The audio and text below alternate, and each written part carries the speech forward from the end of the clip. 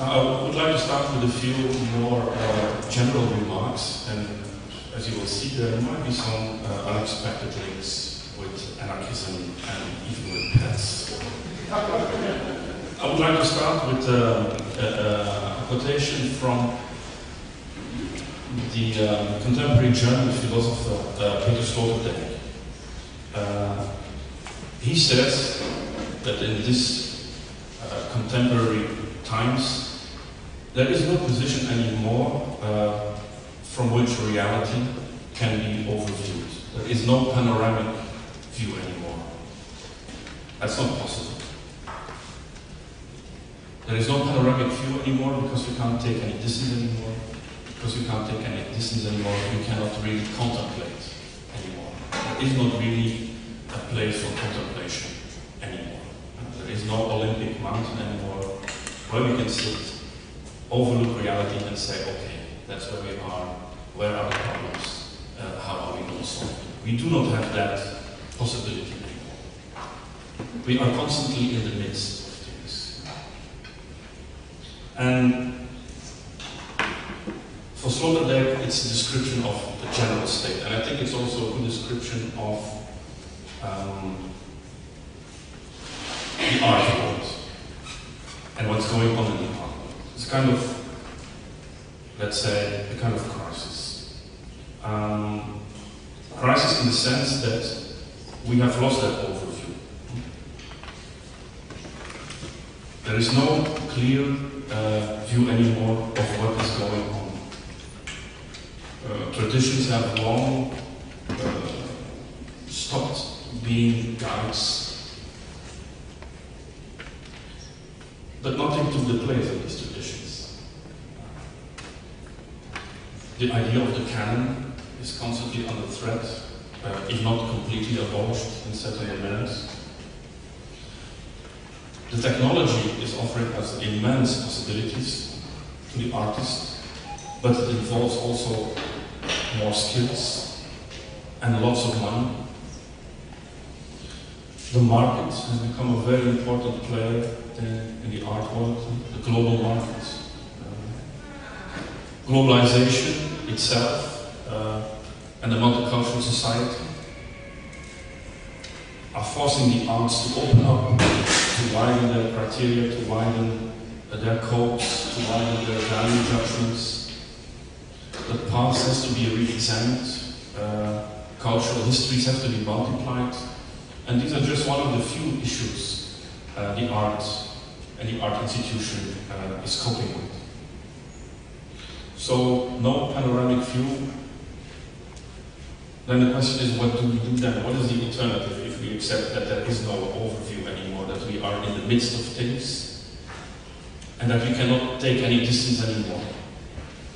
Sloterdijk says, okay, then let's start from that, and his point is that we should, and he uses a very strong word, he says we should let ourselves be intoxicated by what is going on. We have to be intoxicated by what is happening around us. That is the only way of living in the now. And of course the intoxication, it's a strong word, it could even be it's poisonous in a way, is of course the exact opposite of contemplation. It's losing all distance. It's even a kind of feverish state of the mind, the intoxication. It's being overwhelmed by something. It's not being in control anymore, as we are when we are contemplating things. But he says it's the experiment we should take now. Is the risk. We do not know the result of the intoxication. We should see ourselves, and of course he's then talking also about the art and the artist. We should see ourselves as a kind of laboratory in which we experiment. And sometimes even experiment with very dangerous thoughts.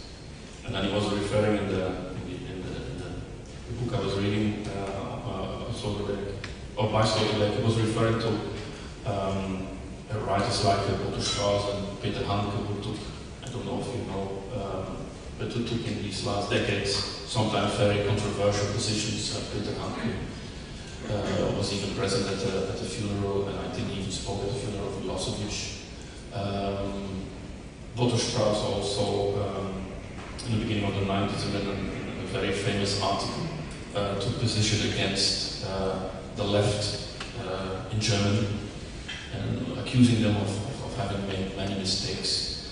So, Sloterdijk is not defending this in itself. He's saying an artist or a thinker, a philosopher, a writer should take risks. He should experiment with dangerous thoughts. That's what it is about now. He should let himself be intoxicated by all the things that are going on. So, I want to take this idea of the intoxication and then see what that means for the art institution. What does it mean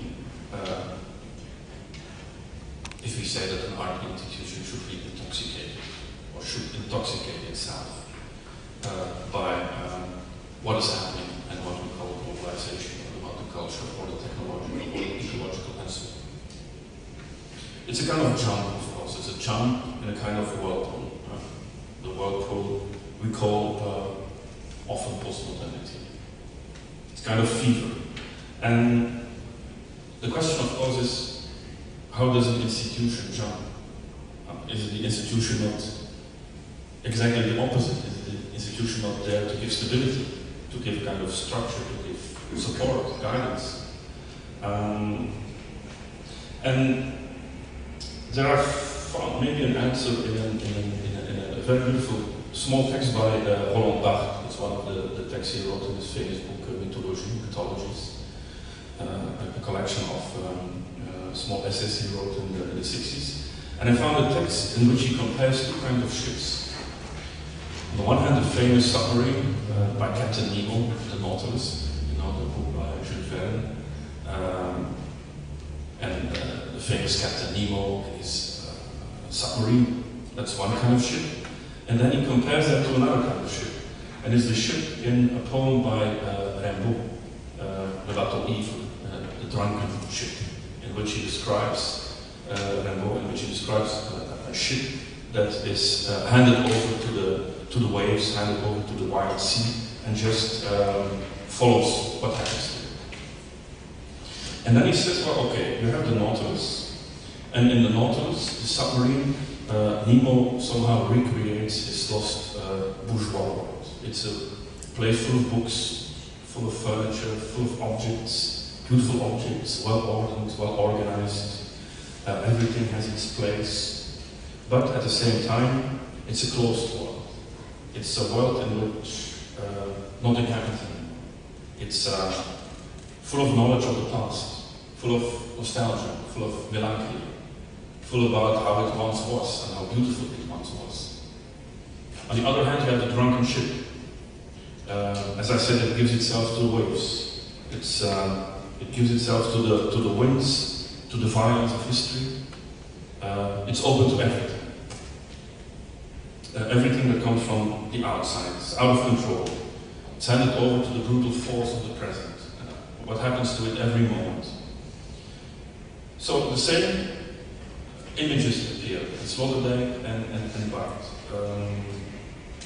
Tension between this kind of overview, order, on the one hand, and then the chaos and the uncontrollable, but at the same time the vital of the present, the now.